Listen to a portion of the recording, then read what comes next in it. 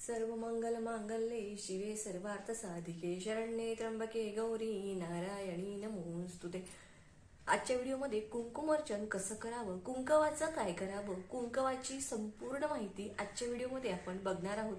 बघा, नवरात्र सुरू झालंय, आज दुसरी माळ आहे आणि अगदी तुम्ही 9 दिवस सुद्धा कुंकुमार्चन सेवा करू शकता किंवा तुम्हाला जमेल त्या पद्धतीने तिसऱ्या माळेला, 5व्या माळेला, 7व्या माळेला, 8व्या माळेला, अगदी 9व्या माळेला देखील तुम्ही कुंकुमार्चन सेवा, कुणी कुणी तर अखंड 9 दिवस ही सेवा करतं. मी देखील मागच्या वर्षी पूर्ण 9 दिवस ही सेवा केली होती, पण या वर्षी नाही जमलं तर काल मी केलं होतं, तुम्हाला दाखवते. बघा, इथे श्रीयंत्रावरती मी कुंकुमार्चन सेवा केली होती.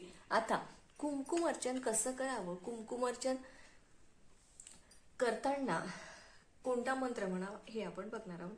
तर बघा, कुंकुमार्चन आपल्याला आपण कुलदेवतेच्या टाकावर किंवा मग अन्नपूर्णा मातेच्या मूर्तीवर किंवा मग माता लक्ष्मीच्या मूर्तीवर करत असतो, पण आता आपला टाक घटी बसलाय तर आपल्याला त्याच्यावर कुंकुमार्चन करता येत नाही. तर तुमच्या घरी जर विड्याच्या पानावर देव बसवले नसतील, म्हणजे तुमच्या घरी जर 9 दिवस देव हलवत नसतील, तर तुम्ही तिथली माता लक्ष्मी घेऊ शकता, अन्नपूर्णा घेऊ शकता. पण माझ्या घरी आमच्याकडे विड्याच्या पानावर 9 दिवस देव बसवले जातात आणि ही प्रथा पूर्वापार चालत आलेली आहे. त्यामुळे आम्ही 9 दिवस देवांची म्हणजे फुलं वगैरे वाहून पूजा करतो, दिवा उदबत्ती लावतो, पण प्रसाद दाखवतो, पण हलवत नाही देवांना. त्यांचं ते ध्यानाला बसले असं म्हणतात, त्यांचं ध्यान भंग करत नाही.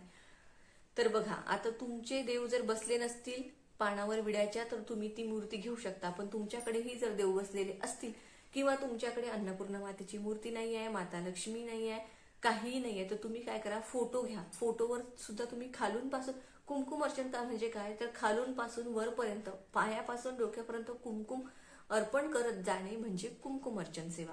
तर बघा, फोटो सुद्धा नसेल तर तुम्ही एक सुपारी घ्या छानपैकी. सुपारी, आता तुमच्या लॉकरमध्ये, बऱ्याच लोकांच्या घरांच्या लॉकरमध्ये चांदीचा माता लक्ष्मीचा शिक्का असतो, तो तुम्ही घेतला तरी चालेल. पण तोही नसेल तर एक सुपारी घ्या. आधी सुपारीला स्वच्छ पाण्याने स्नान, अभिषेक करून घ्या सुपारीला. आणि सुपारीला अभिषेक करून झाल्यानंतर तुम्ही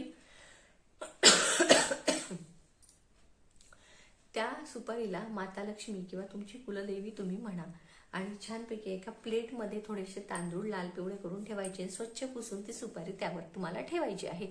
आता कुंकवाने आपल्याला खालून पासून वरपर्यंत आपण मूर्तीला कुंकुमार्चन करत असतो.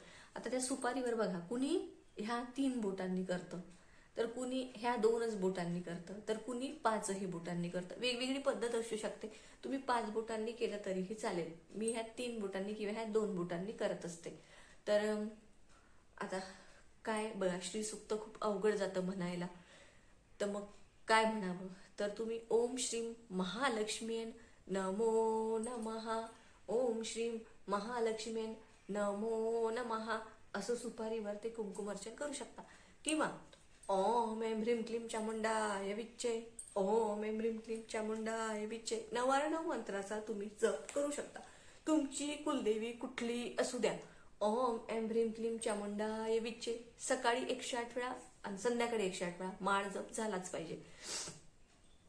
तर ओम एम ह्रीम क्लीम चामुंडाय विच्चे म्हणून देखील तुम्ही अभिषेक कुंकवाने कुंकुमार्चन करू शकता. आता किती वेळा, तर बघा, 11 वेळा खूपच कंजूशी होऊन जाईल, तर तुम्ही 21 वेळा, 51 वेळा किंवा 108 वेळा असं म्हणून कुंकुमार्चन करू शकता. आता ज्या महिलांना रोजच कुंकुमार्चन करायचं आहे, तर अर्थात कुंकू खूप सारं जमा होईल. मग त्या कुंकवाचं काय करायचं, तर तुम्ही काय करा, आता पहिल्या दिवशी जर तुम्हाला रोज सेवा करायची त्यांच्यासाठी सांगते हा, ज्यांना रोज कुंकुमार्चन करायचंय त्यांच्यासाठी सांगते. ज्यांनी फक्त 1-2 दिवस किंवा 3 दिवस करत आहेत, सप्तमीला, अष्टमीला, नवमीला किंवा पंचमीला असं जे करत आहेत त्यांच्यासाठी नाही, किंवा तिसऱ्या माळेला केलं जातं, किंवा मग आता शुक्रवारी तर शुक्रवारी सुद्धा केलं जातं. तर बघा, तुम्हाला सांगते, आता कुंकू जे आहे, ते जे कुंकुमार्चनचं कुंकू आहे आपण परत देवांना वापरत नाही. ते कुंकुमार्चनचं कुंकू आपण आपल्या कपाळाला लावण्यासाठी आपण वापरतो.